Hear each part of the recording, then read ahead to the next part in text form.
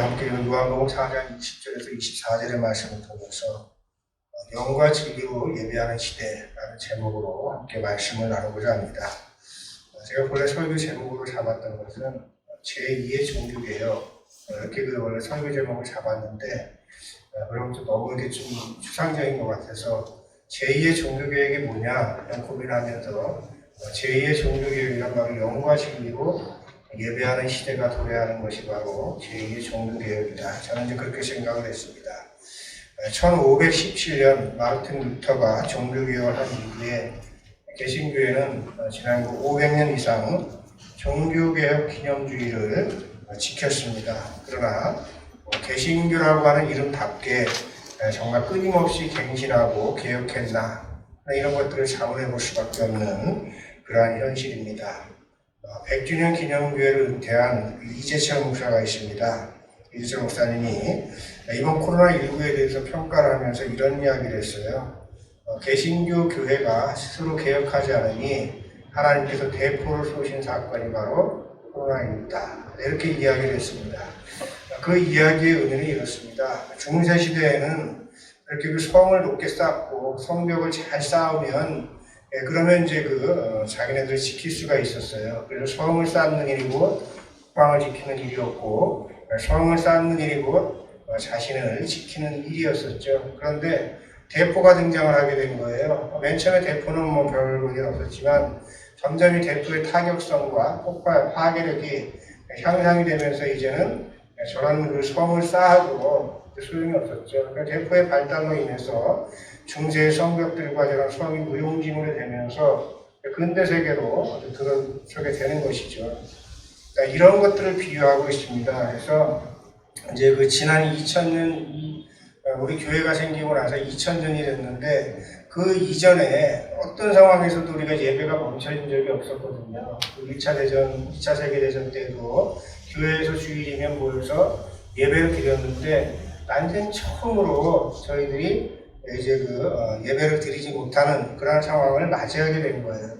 이거는 저희 개신교뿐만 아니라 가톨릭, 신구교 모두가 다 주일 예배를 예배당에서 드리지 못했습니다. 바로 이 사건을 이재철 목사님께 이야기 하나님께서 대포를 쏘신 사건이다. 왜 대포를 쏘셨겠어요? 왜 주일 예배를 못 드리게 그 예배당에서 모여서 못 드리게 하셨는가? 이것에 대해서 우리는 많은 고민을 해야 될 겁니다. 우리가 지난 2000년 동안 여러분들 이 교회, 즉 예배당, 우리가 좀 구분해서 쓰진 않지만은 이 예배당이라고 하는 것은 곧 교회로 인식이 됐죠. 저희가 구분하지 않고 사용을 했습니다. 이 예배당은 바로 하나님께서 임재하시는 거룩한 곳으로 인식이 되게 됐습니다. 그러다 보니까 복음이 전해지는 곳곳마다 뭐가 세워졌냐면 예배당이 세워진 거죠. 교회가 세워졌습니다. 그리고 유럽은 로마 제국이 한때 지배를 다 했기 때문에 또 로마 제국이 국교로 기독교를 삼았었기 때문에 그리스도교를 삼았었기 때문에 황제들이나 유지들이 앞을 다퉈가지고 자신들의 신앙심을 드러내기 위해서 교회를 졌어요. 그러니까 국고로 교회를 지니까 엄청나게 웅장하게 질 수도 있었고, 그 다음에 또 지방의 유지들은 돈이 많았었기 때문에 교회를 대충 작게 짓지 않았겠죠. 그래서 유럽 쪽에 가보면 지금도 엄청나게 큰 성전들이 많이 있습니다. 터키 이스탄불에 여러분들이 화면에 보시는 성 소피아 성당이 있습니다. 아픈 역사들이 많이 있습니다. 성 소피아 성당이 가톨릭과 이슬람이 서로 번갈아 가면서 성경 사용을 하다가 최근에는 아예 이슬람이 그냥 다 점령을 해버렸죠. 그래서 이슬람이 이제는 더 이상 이제 가톨릭과 공유하지 않고 우리가 사용하겠다. 이제 그렇게 선포를 했습니다. 동로마 제국의 유스티아누스 황제가 성소피아 성당의 헌당식을 열었는데 이때 너무 감격해가지고 그때 무슨 이야기를 했냐면 솔로몬이여 내가 그들을 이겼노라 이렇게 이야기할 정도로 굉장히 성전을 웅장하고 멋지게 아름답게 지었던 것이죠. 지금은 이제 이슬람 사원으로 사용되고 있고 터키 지역에는 사실 사도 바울이 복음을 전할 때 주 본거지가 어디였냐면 지금의 터키 지역이에요. 가는 곳마다 여러분들 교회를 엄청나게 많이 세웠습니다. 그런데 지금 여러분들 터키 지역에서는 성소피아 성당과 몇몇 그런 종교 유적지 이런 것들만 남아있을 뿐이고 지금은 이제 교회로 지었던 모든 것들이 다 거기서 뭐 이슬람과 뭐 십자군 전쟁, 가톨릭 계속 종교 전쟁들이 일어나면서 그냥 기둥만 남아있어요. 뼈대만 남아있고 교회가 지금 남아있는 곳이 없다라고 하는 것이죠. 여러분들 이렇게 성전이 다 사라졌으면 하나님도 사라진 걸까요? 왜 그렇게 이야기하지 않죠? 자, 성전이 곧 하나님이 아니기 때문에 성전은 파괴되었어도 하나님은 여전히 우리와 함께 하신다. 우리는 이렇게 고백을 하잖아요. 자, 이것을 시사하는 바가 크다고 하는 것을 먼저 하나 생각해 두시기 바랍니다. 우리 한국도 여러분들 예외는 아니었어요. 자, 한국에서는 여러분들 기독교가 들어온 다음에 그 다음에 이제 어떤 일들이 벌어지기 시작했습니까? 부흥이라고 하는 것이 뭐예요?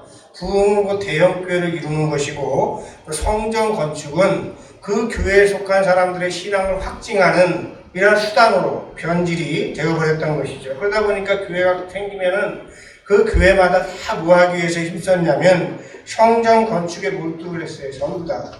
그리고 성전이 크게 지면 그 목사도 그만큼 또 유명해지고 또 성전이 커야 뭐 주차장도 크고 뭐 이렇게 해야 또 교인들도 몰려오고 뭐 이런 여러 가지 그 작용을 하면서 결국은 성전을 크게 짓는 데만 관심을 갖다 보니까 이 교회가 대사회적인 문제에 대해서 관심이 없었어요. 무관심했어요. 자기가 잘 짓고 살아가는 세상은 어떻게 되든지 말든지 우리 교회만 크게 짓고 우리 교회만 교인들 많이 오면 된다. 이렇게 생각을 했던 거죠. 그러다 보니까 교회가 어떻게 했어요? 마치 대기업이 중소기업을 흡수통합하듯이 지역의 작은 교회를 다 무너뜨려 버렸어요. 명성교회 굉장히 유명하죠. 주변에 있는 교회도 다 죽었어요. 주변에 있는 상인들은요, 명성교회 나가지 않으면 장사를 못합니다. 과연 그것이 우리 하나님께서 원하시는 교회의 모습이냐라고 하는 것이죠. 2020년 우리 한국 교회 숫자는요, 편의점 숫자보다 많다고 해요. 그런데 지역사회는 물론이고 대사회적으로도 소금과 빛의 사명을 다하지 못하고 있는 현실입니다. 대형교회는 이제 코로나19에 큰일 났죠. 왜 큰일이 났습니까? 이 거대한 건물을 유지하려면 교인들이 나와서 예배를 많이 드려줘야 되는데 이제 그렇게 하지 못하는 시대가 돼버린 거예요. 그러니까 대형교회는 자기의 건물을 유지하느라고 대사회적인 일을 할 수가 없어요. 그 작은 교회들은 어떻습니까? 대형교회가 되려고 막 또 발버둥 쳐요. 그러니까 다 성전 건축 점검하는 데만 몰두하느라고 성교라든지 뭐 대사회적으로 해야 될 일들을 등한시하고 그냥 교인 끌어들이는 일에만 열중을 하는 겁니다. 이러다 보니까 교회가 건강하게 자라지 못한 것이에요. 그러다 보니까 교회가 어떻게 해요? 그런 것만이 마치 신앙의 전부인 것처럼 호도하고 있고 그렇게 호도하다 보니까 교인들이 딴 생각하면 안 되잖아요. 그러니까 목사를 마치가 하나님처럼 생각하도록 그렇게 만들어가지고 목사의 말이 곧 하나님의 말인 걸 말씀인 것처럼 그렇게 그 호도하는 일들이 비일비재하게 일어나는 것이죠. 자, 왜 이런 일들이 일어나게 될까? 그 이야기의 가장 그 기초에 있는 것은 바로 하나님께서는 성전에 계신다 하는 이런 생각 때문에 그래요. 자, 좀 말이 좀 이상하죠? 한번 생각해 봐야 돼요. 자, 우리 하나님께서 성전에 계시는 것은 맞아요? 틀려요? 맞아요. 성전에 계시는 건 맞는데 우리 하나님께서는 성전에만 계신 분은 아니다라고 하는 것을 우리는 생각해야 돼요. 성전에 계신 것은 맞아요. 그런데 성전에만 계신 분은 아니다라고 하는 것이에요. 솔로몬이 예루살렘 성전을 졌어요. 그러니까 사람들이 그 성전은 바로 하나님께서 임재하시는 거룩한 곳이다 이렇게 여기게 됩니다. 틀린 생각은 아니었죠. 그런데 그 다음에 무슨 문제가 생기게 되면 시간이 지나면서 하나님이 성전에만 계신 것처럼 사람들이 착각하기 시작하는 거예요. 다른 곳에는 하나님이 없고 성전에만 나가야 하나님을 만날 수 있다고 그렇게 생각을 하니까 성전에서는 엄청나게 거룩한 신앙생활을 하는데 성전만 딱 벗어나면은 그러면은 신앙적으로 살지 않는 겁니다.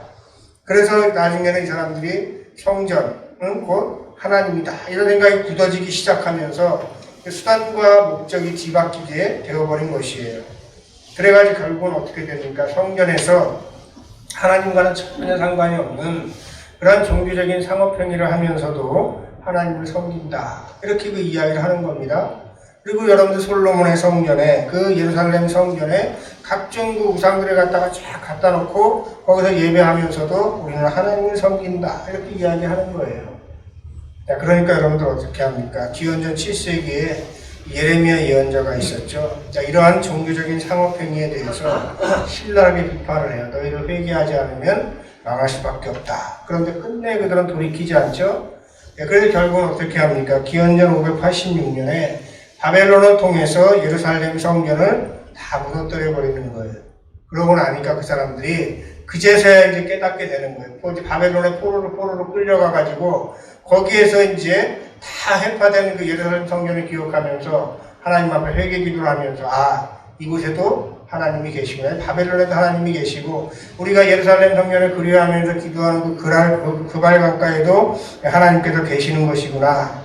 자, 어느 곳에나 하나님은 계시고 임재하시는 것이구나 하는 것들을 이 사람들이 비로소 깨닫게 되는 것이에요. 그리고 이제 오랜 세월이 지났습니다. 그래서 포로지에서 돌아와서 이들이 가장 먼저 한 일이 뭐냐면 그때까지는 아직 중세시대잖아요. 그러니까 성벽을 졌어요. 아까 제가 이야기했듯이 자기를 지키기 성벽을 짓고 그 다음에 예루살렘 성전을 쌌어요. 그런데 이제 그 간격도 잠시 그들이 또 얼마 지나니까 똑같이 또 되풀이되는 거예요. 이제 성전을 뭘로 만들었냐면 강도의 분열로 만들었습니다. 예수님께서 성전에서 장사하는 이들을 내쫓으면서 성전을 정화하셨죠. 너희들이 성전을 강도의 분열로 만들었다. 너희들이 회개하지 않으면 또 멸망할 것이다. 그런데 결국은 어떻게 합니까? 성전의 거룩성을 회복하지 못하고 결국은 AD 70년에 로마 장군 티투스에 의해서 예수님의 예언대로 돌 위에 돌 하나도 남지 않고 예루살렘 성전이 다 무너지게 된 거예요. 지금 남아있는 거는 화면에서 보시는 통고의 벽 저거만 남아있고 지금 황금 도무로 되어 있는 그 예루살렘 성전은 옛날의 그 예루살렘 성전이 아니죠. 오늘 우리가 읽은 말씀에는 우리가 잘 알고 있는 말씀이 나옵니다. 예수님께서 사마리아 수가성에 있는 야곱의 우물에서 사마리아 여인을 만났어요. 이제 이때가 어느 때일까요? 예수님이 활발하게 활동하시던 그 시대니까 예루살렘 성전이 지금 뭐가 되어 있는 시대예요. 강도의 불혈과 같은 그런 그 어떤 그 혼란의 그런 시대였다라고 하는 것이죠. 종교적인 상업행위가 만연하던 그러한 때 예수님께서 사마리아 수가성에서 사마리아 여인을 만든 겁니다. 이미 이제 오래전에 북왕국 이스라엘, 사마리아는 북왕국 이스라엘 수도잖아요. 북왕국 이스라엘은 이미 오래전에 망했어요. 아시리아라고 하는 나라에 망해가지고 아시리아 사람들하고 다 이제 그 아시리아의 그 강제 혼인 정책에 의해서 피가 다 섞여버렸어요. 이방인이 돼버렸습니다. 그래서 이제 유대인들은 그들을 같이 동족 취급도 안 하고 형제 취급도 안 하고 그 다음에 이방인 중에서도 아주 가장 몹쓸 그러한 그 집단 정도를 취급을 했어요. 그래가지고 결국 이제 그들을 이방인이라고 부르지도 않고 그들 부를 때는 개라고 부를 정도로 그렇게 그 사이가 좋지 않았습니다. 그래서 그러다 보니까 이 사마리아인들은 예배를 드리고 싶어도 예루살렘 성전에서 예배를 드릴 수가 없잖아요. 그래서 어디다가 이제 자기네들이 사마리아에 있는 그리심산이라고 하는 곳에다가 성전을 짓고 거기에서 예배를 드렸습니다. 그런데 그들은 마음이 늘 편하지 않은 거예요. 왜 마음이 편하지 않냐면 하나님은 예루살렘 성전에 계실 텐데 우리가 마음대로 그냥 그리심산에다가 성전을 짓고 예배를 드리는데 과연 이곳에 하나님이 계실까? 이런 의구심 때문에 그들은 그리심산에서 예배를 드리면서도 마음이 편하지 않았던 것이죠. 예수님께서 수가성 야곱의 우물가에 섰을 때 사마리아 여인을 만나요. 그 여인은 어떤 상황이냐면 남편이 5이나 있었고 지금 함께 사는 남자도 남편이라고 할 수 없는 기구한 운명 속에서 살아가고 있습니다. 여인이 물을 길러 나온 시간은 성경에 보니까 우리나라 시간으로 환산을 하면 정오에 물을 길러 나온 거예요. 정오는 여러분들 그 지역에서는 굉장히 때야볕이 내려치는 사람들이 별로 다니지 않는 그런 시간대예요. 낮잠 자야 되는 그런 시간대입니다. 근데 그런 시간에 이제 나온 거예요. 보통 그 안악들이라면 그 당시 언제 그 물을 길러 나오냐면 동뜨기 전 새벽에 나옵니다. 그리고 또 아니면은 해 진 다음에 더 어두워지기 전에 나와가지고 이제 물을 길어가지고 가고 그때 나와서 물을 길면서 동네 여자들 쫙 만나가지고 수다도 떨고 이러는 거예요.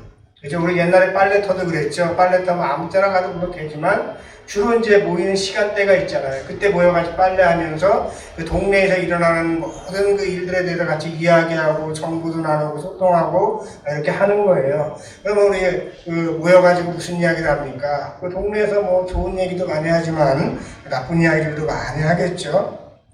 아마도 10중 8구 수가성에서 남편이 5명이나 있고 현재 사는 남자도 남편이 아닌 그 사마리아 여인은 이 여자들에게 그 뒷담화하기 굉장히 좋은 그러한 소재가 되었을 거예요. 그러다 보니까 이 여인은 자신에 대한 이야기가 그렇게 막 공평하게 이렇게 이야기될 거라고 하는 이런 마음을 가지고 있기 때문에 사람들이 모이지 않는 시간을 택해서 정오에 나갔던 것이죠. 자, 이런 어떤 기구한 삶을 살아가는 여인이기 때문에 그 여인은 어떻게 보면 예배를 통해서 그 자신의 기구한 운명을 좀 어떻게 해결해 보고 싶은 이런 마음이 더 간절했을 겁니다. 해결하고 싶었을 거예요. 근데 문제가 있죠. 문제는 뭡니까? 유대인들이 계속 얘기하는 거예요. 예루살렘 성전에서 드리는 예배만 하나님께서 받아주신다. 그리심산에서 드리는 예배는 하나님께서 받아주시지도 않고 거기는 하나님도 없다. 계속 얘기를 하니까 그리심산에서 예배를 드리기는 드리는데 마음은 어때요? 늘 찝찝한 거예요. 내가 예배를 드린 게 맞나 틀리나. 이 여인의 고민은 그거였던 거예요. 자, 그런 어떤 마음 상태를 가지고 있는데 유대인들은 계속 그런 주장을 하잖아요. 그러니까 유대인들이 밉겠어요? 뭐 예쁘겠어요? 예쁘지 않을 겁니다. 그런데다가 유대인들은 자신들을 갖다가 뭐 이방인 취급을 넘어서가지고 개 취급하죠. 그리고 또 그 그리심산에 드리는 예배에 대해서 이제 막 비난도 하지만은 사실 여기는 지금 그리심산 뭐 이렇게 예배 드린다고 돼 있지만 그것도 온전한 성전이 아니고 거의 뭐 기둥만 남은 그런 성전이에요. 왜 그렇게 됐냐면 유대 사람들이 쳐들어왔어요. 야, 감히 하나님이 예루살렘 성전에 계신데 너희들이 함부로 이런 데다가 성전 짓고 하나님도 없는 그곳에서 예배를 드리냐 그래가지고 유대 사람들이 다 부숴버렸거든요. 그러니까 얼마나 믿겠습니까? 그런데 그 잘난 유대인이 와가지고 자기한테 물을 달라고 하는 거예요. 그러니까 여인이 빈정거리면서 이야기할 수밖에 없죠. 아, 당신은 유대인인데 어째서 사마리아인이 나에게 물을 달라고 합니까? 우리는 서로 상종하지 않는 사이가 아닙니까? 이렇게 이야기를 하는 거예요. 여러분들 여인의 이야기를 쭉 듣고 나니까 여인이 이렇게 빈정거리면서 예수님한테 대답하는 게 좀 이해가 가시죠? 자, 그런데 이렇게 얘기를 계속 대화를 주고받고 하다가 보니까 이 여자가 깨닫게 되는 거, 이분은 보통 사람이 아니구나. 자, 그걸 이제 이분이 이제 여인이 깨닫게 되는 거예요. 그래서 평소에 자기가 고민하고 있었던 내용을 예수님에게 질문하는 겁니다. 우리 조상들은 이 산에서 계속 예배를 했는데 당신들의 말은, 즉 유대인들의 말은 예배할 곳이 예루살렘에 있다고 합니다. 그러니까 예수님께서 이렇게 대답을 해요. 여자여, 내 말을 믿으라. 이 산에서도 말고 예루살렘에서도 말고 너희가 아버지께 예배할 때가 이르니라. 네, 좀 선문답 같지만은 이런 이야기, 다시 이해하기 좀 어려운 말씀이에요. 그 뒤에 이어지는 이야기 다시 더 이해하기가 어렵습니다. 너희는 알지 못하는 것을 예배하고 우리는 아는 것을 예배하노니 이는 구원이 유대인에게서 납니다. 이게 무슨 말씀이냐면 너희는 알지 못하는 것을 예배하고 너희는 사마리아인이거든요. 그리심산에서 예배드리는 사람들은 왜 알지 못하는 것을 예배한다고 말씀하셔요? 예배를 드리긴 드리는데 확신이 없어요.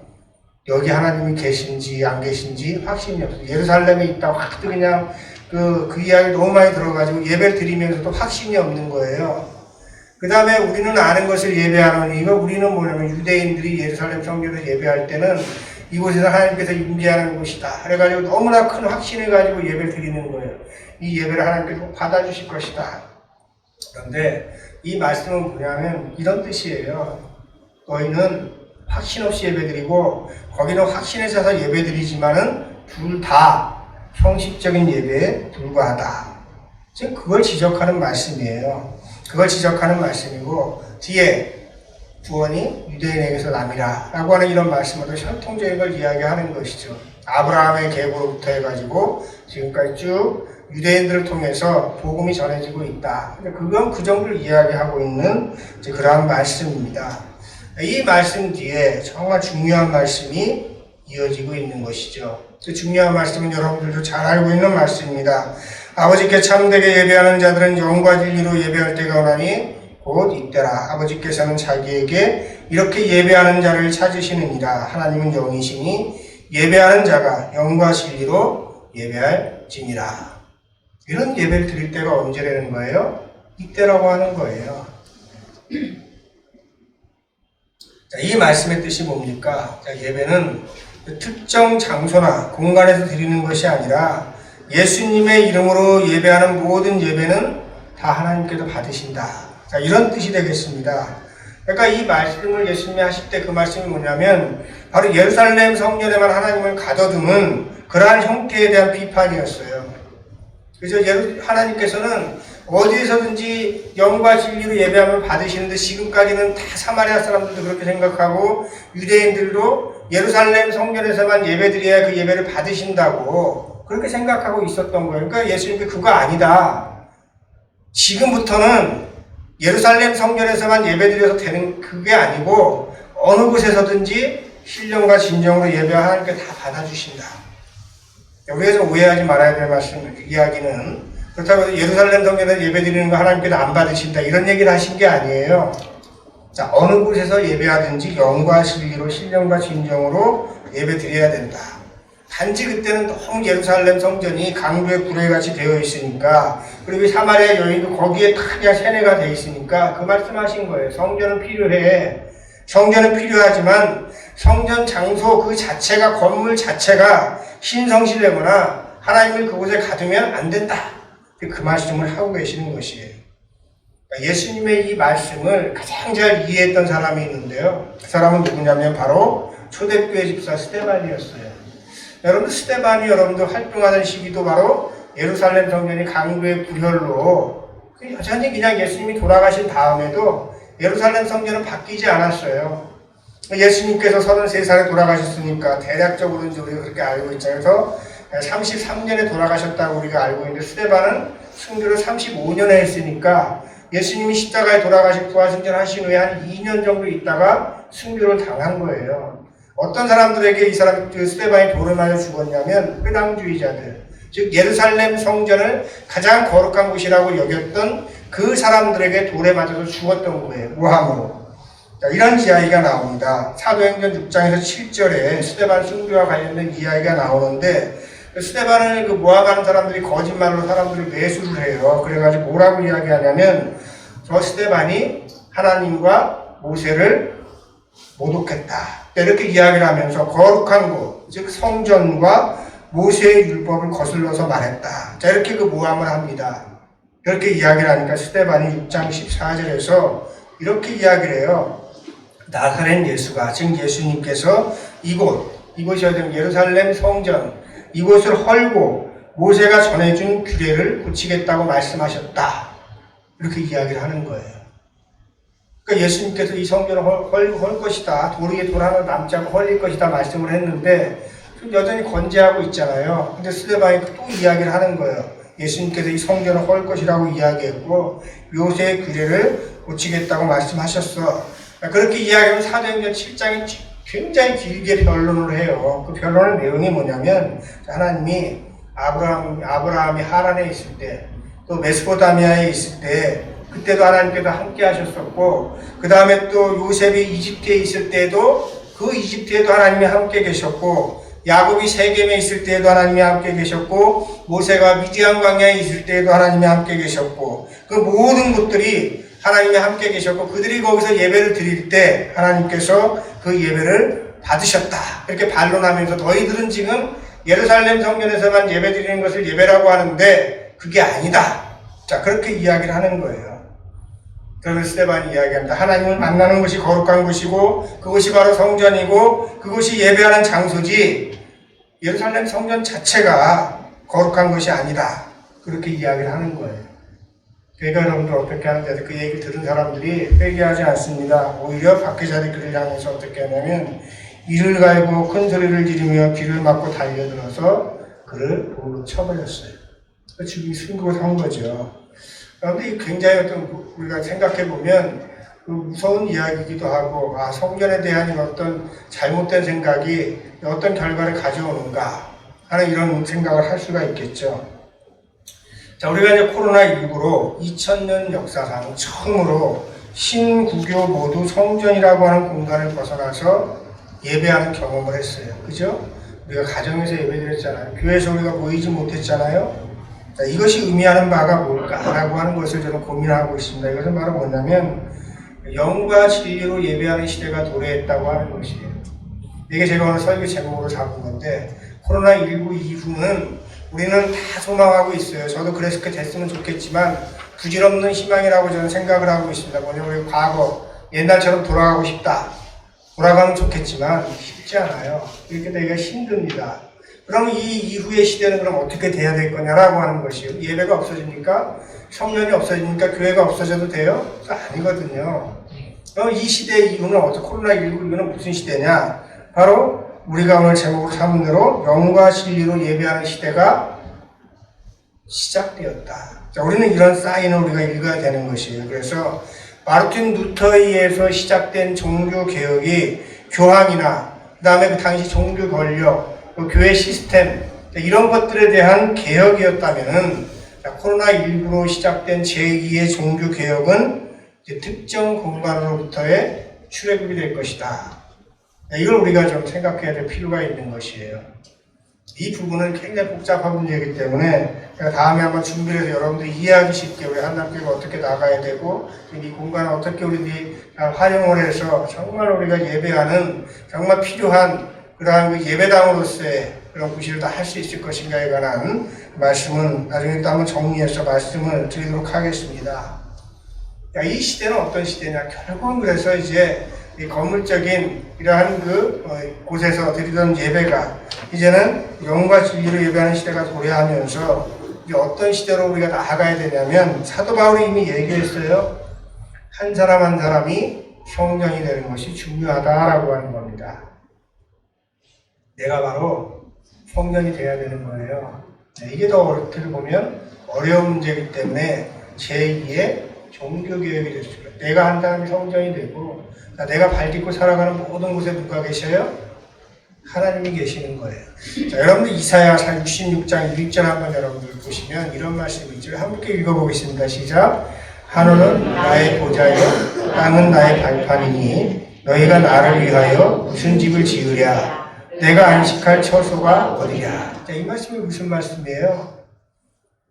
하늘과 땅 이 모든 곳이 다 내가 거하는 곳인데 너희가 따로 나를 위한 집을 지을 필요가 있다 없다? 없다는 이야기예요. 하나님께서는 우리에게 이렇게 말씀하겠죠. 하나님의 집은 우리가 발딛고 살아가는 모든 곳이니까 너희 한 사람 한 사람이 뭐로 살아가야 돼요? 성전처럼 살아가라. 이제 코로나19가 우리들에게 주는 사인은 그것입니다. 그래서 오늘 주신 말씀을 통해서 코로나19 이후 한남교회가 어떤 방향성을 가지고 나아가야 할까 하는 것을 우리가 알 수가 있어요. 근데 이미 이제 저희는 우리 한남교회는 이런 것들을 이미 예견을 하고 이렇게 한 건 아니지만 이런 교회가 돼야 된다라고 하는 이런 비전을 가지고 있었습니다. 여러분 한남교회 홈페이지 교회 비전에 어떤 내용이 있는지 혹시 아세요? 한번 들어가서 보시기 바랍니다. 이런 내용들이 있습니다. 우리 한남교회는 다음과 같은 교회를 추구합니다. 한남교회는 외형적인 대형교회를 추구하지 않으며 작아도 건강한 교회를 추구하는 교회입니다. 우리 한남교회는 교회의 전통을 이어가면서도 끊임없이 개혁하는 교회를 추구하는 교회입니다. 한남교회는 누구나 와서 편안하게 예배하며 기도할 수 있는 교회입니다. 한남교회는 이 땅에 작고 느리고 못생기고 낮은 모든 것들을 사랑하는 섬김의 공동체입니다. 한남교회는 하나님에 대한 지식을 내세우기보다는 깨달은 바를 실천하기 위해 몸을 낮추는 교회입니다. 한남교회는 모든 연약한 지체를 향해 항상 부드럽지만 모든 위선에 대하여는 대항할 줄 아는 강직함을 지닌 교회입니다. 한남교회는 고통당하는 이웃과 창조 세계의 아픔에 동참하며 평화의 씨앗을 싹틔우는 교회입니다. 여러분들 이런 것들을 추구하는 교회라면 여러분들 우리가 꼭 있어야 되지 않겠습니까? 이 땅에? 그리고 이런 일들이 실천하는 데 있어가지고 여러분들 그리고 개혁교회가 되어야 될 필요는 없는 거잖아요. 여기에서 우리는 코로나19 이후에 우리 한남교회가 어떻게 서가야 될 것이고 우리가 어떻게 가야 될 것인가에 하는 이런 방향성을 잡을 수 있다고 봅니다. 이런 사명을 잘 감당하는 우리 한남교회가 되길 바랍니다. 우리 교회가 이런 교회를 만들어갈 때 하나님께서는 한남교회를 통해서 제2의 종교개혁의 비전을 보여주실 것입니다. 그리고 그런 아름다운 교회를 세워가는 여러분들을 지켜주시고 인도해 주실 거예요. 여러분들이 삶의 자리와 또 하나님을 만나는 통로로 허락하신 한남교회에서 신령과 진정으로 예배하셔서 우리 하나님께 큰 은혜를 받고 하나님께 도와주시는 귀한 삶을 살아가시기를 주님의 이름으로 축원합니다. 그 말씀을 기억하면서 거듭기도 드리겠습니다. 주님, 시대의 징조를 통해서 하나님의 뜻을 귀담아 듣고 보게 하옵소서. 귀한 뜻이 있으셔서 65년 전에 한남교회를 세워주셨습니다. 이 교회가 복의 통로가 되게 하시고 교회를 통해서 우리의 삶이 변화되어 한 사람 한 사람 삶의 자리에서 신령과 진정으로 예배하는 성전으로 바로 서게 하옵소서. 예수 그리스도의 이름으로 기도드립니다. 아멘.